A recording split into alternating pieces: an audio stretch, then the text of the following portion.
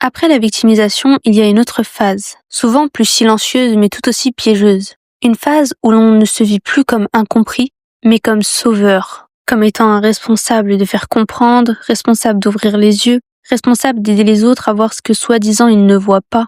Et cette intention au départ est rarement mauvaise. Elle naît souvent d'un mélange de lucidité et d'amour mal placé. On se dit, si je comprends certaines choses, alors je dois les partager. S'ils voyaient ce que je vois, ils souffriraient moins.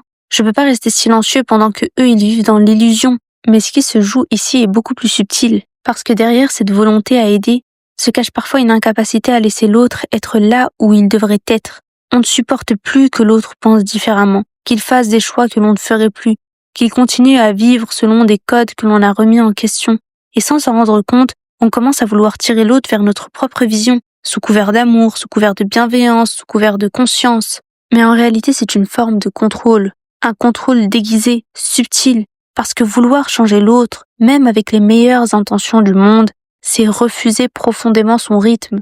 C'est oublier que ce qui t'a permis d'évoluer, ce n'est pas quelqu'un qui t'a forcé à voir, mais une expérience intérieure, un choc, une maturation, un timing.